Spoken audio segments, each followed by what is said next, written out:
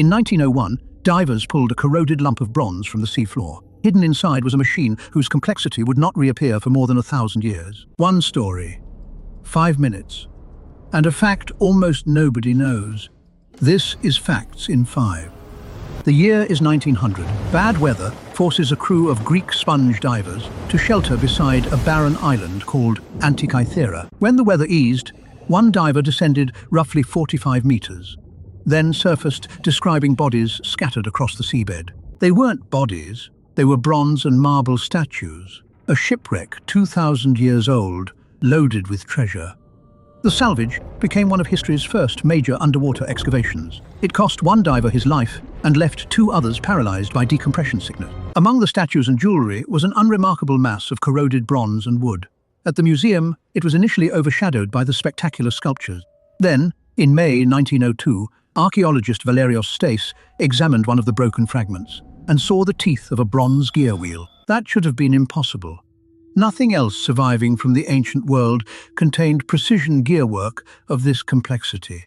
Several researchers suspected it was an astronomical machine, but with most of its gears buried inside solid corrosion, no one could reconstruct exactly how it worked. In 1951, historian Derek de Sola Price began studying the fragments. 2 decades later, radiographs made with physicist Charalambos Karakalos exposed layers of interlocking gears. Nothing of comparable complexity survives from antiquity. The next machines like it in the historical record are medieval clocks, over 1,000 years later. In 2005, an international team brought an 8-ton X-ray scanner to Athens and imaged the fragments in microscopic detail. The scans revealed 30 surviving gears, and on the back, a spiral eclipse dial divided into 223 lunar months. That number was the clue. The scans also exposed thousands of hidden Greek characters, labels and explanations, forming something remarkably close to a user's guide. Turnit's input and pointers track the sun and moon through the zodiac, the moon's phase, the calendar date, and a 19-year lunar cycle. 223 lunar months form the Saros cycle, after which similar eclipses repeat. The machine used that cycle to forecast solar and lunar eclipses. One detail stuns engineers most: a pin and slot gear that recreates how the moon speeds up and slows down across the sky. It even carried a games dial tracking the 4-year cycle of events, including Olympia, an analog computer built around the 2nd century BC. Quick pause. We open one of these files every single day, in 5 minutes flat. Subscribe so tomorrow's is waiting for you. Now, back to the mystery. So who built it? No signature survives. No maker's name. No workshop was ever found. The clues point in several directions at once. Its month names belong to the Corinthian calendar family, but later research points more strongly toward Epirus than Syracuse, leaving even its geographical origin disputed. The ship sank around 70 to 60 BC. Depending on which dating is correct, the mechanism may already have been decades old when it went down. The wreck was a large cargo vessel carrying sculptures, glassware, and other luxuries. It may have been sailing toward Italy, but neither its route nor the mechanism's intended owner is known. An engraved user's guide suggests the machine was meant to be operated. Its precision suggests accumulated experience. It probably was not the first attempt. Bronze was valuable, and obsolete machines could be melted down and recast. Shipwrecking removed this one from that cycle, which may explain why it alone survived. Which raises an uncomfortable question: how much of the ancient world's technology simply vanished into the furnace?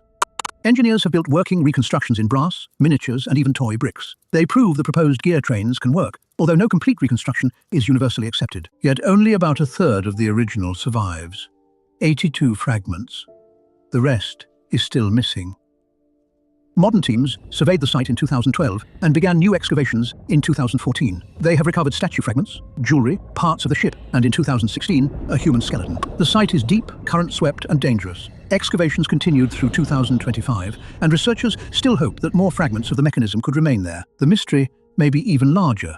Some researchers argue the machine's lost front display once tracked the 5 planets known to antiquity. And all of it? 30 gears, spiral dials, engraved explanations, fit inside a wooden case roughly the size of a shoebox. Ancient writers like Cicero describe bronze devices that modeled the heavens. For centuries, those accounts sounded like legend. They weren't. The mechanism proves something uncomfortable and beautiful. Knowledge is not a straight line. It can be lost for 1,000 years. Today, the fragments rest in Athens, beside working reconstructions, corroded green teeth that once turned the heavens by hand.